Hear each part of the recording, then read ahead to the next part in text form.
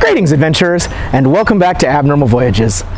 My name is David, and today we find ourselves in America's oldest city, St. Augustine, Florida. We are at the actual location where the Spaniards, led by Mr. Ponce de Leon, first landed to begin conquering this new land. But even more importantly than that, while here, they supposedly found something very intriguing: the Fountain of Youth. The myth says that drinking from its waters gives you years and years past your regular lifetime, some claiming that it can even lead to immortality. I don't know about you, but I think that definitely sounds worth checking out. Come tag along. We're going to a place that you've never heard of before. It's Abnormal Voyages.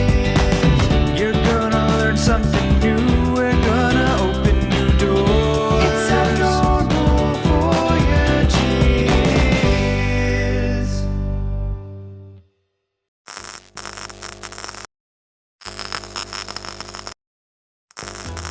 The grounds here are absolutely gorgeous, and as a major plus, they have nautical stuff all over the place. Here we can see an old anchor, and then next to that, some examples of cannons that would have been on the USS Constitution. Very neat to see some of these historical things. But there's also something really fun here is they have a lot of peacocks that just live in the area. Here's one such example. He's checking me out. He's just sitting here on this cannon. I don't want to get too close and disturb him, but he looks very friendly and very pretty.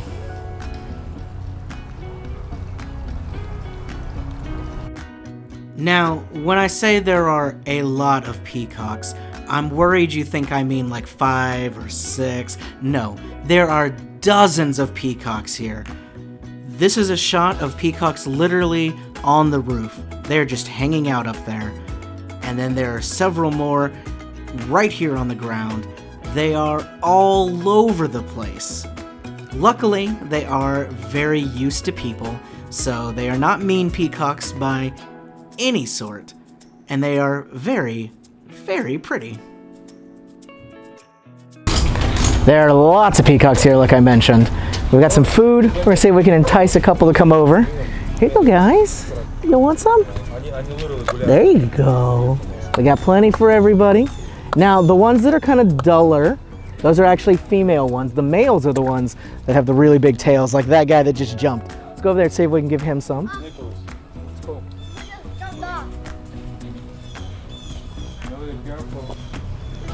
See? Just peeping. Enjoying your peanuts? Yeah, there you go. Have some more. Oh, and then this girl over here.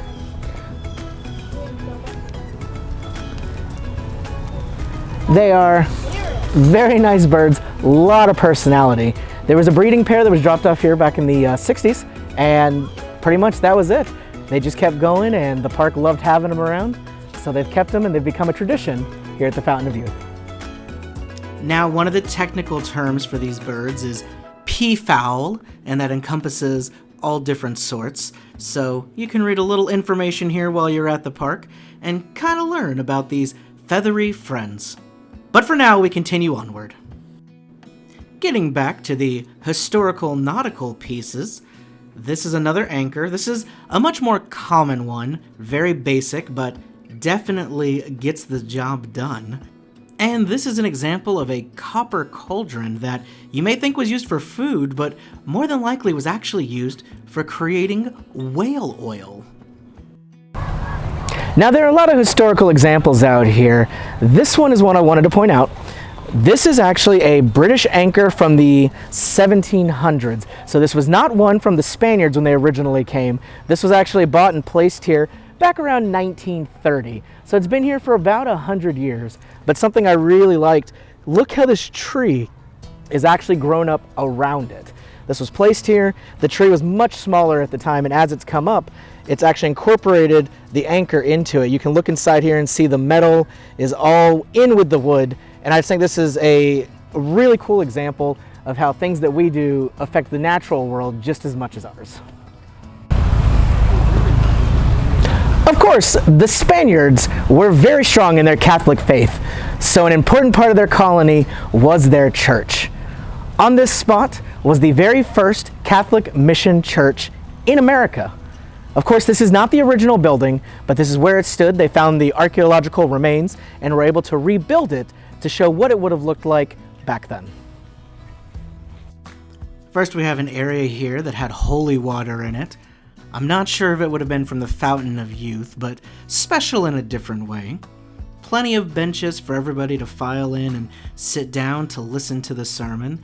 And then up here we have an altar slash pulpit of sorts. This is where the preacher would be to give out his words of wisdom. And of course, Jesus, ready to accept the prayers and lead the way. Though the Spaniards were the first colonists to land here, they were not the first people. The Timucuan people lived here well before the Spanish arrived, and to honor them, the archaeological things that have been found as part of their village have been put here and then recreated so you get an idea of what native life was like before the Spaniards arrived on the scene. Just comparing these structures to the church building we saw, you can definitely understand that the structures were very, very different. The way the natives built the house was of all natural things around them.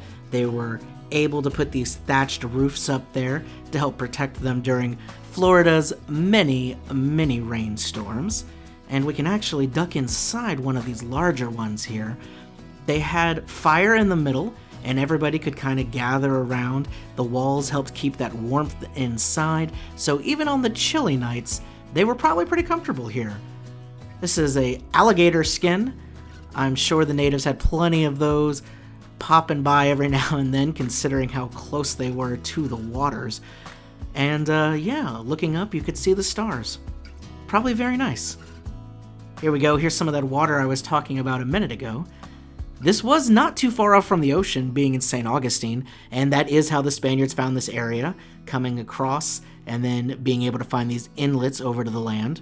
And then once they had kind of taken over this area, they built these very large outposts just so they could keep an eye on things and make sure that nobody else that meant them harm was headed in this way.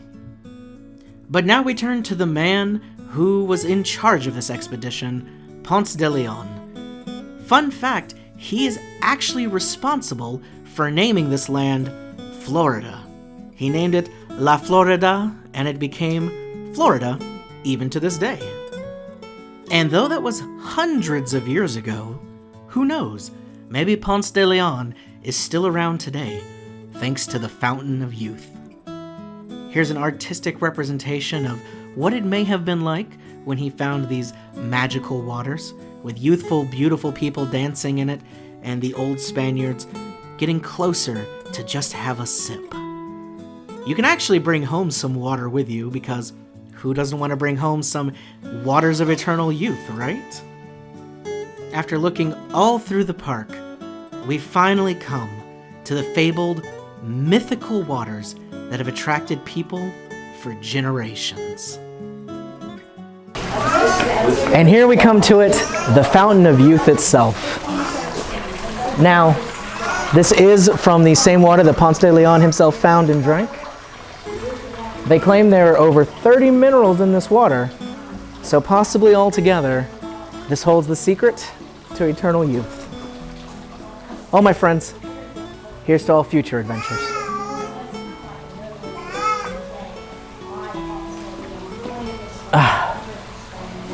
There we go. Well, my name is David, and this has been Abnormal Voyages. If you enjoyed this, make sure you hit that subscribe button, hit that like button, comment where you think we should go next, and we will see you down the road. Thanks for tagging along.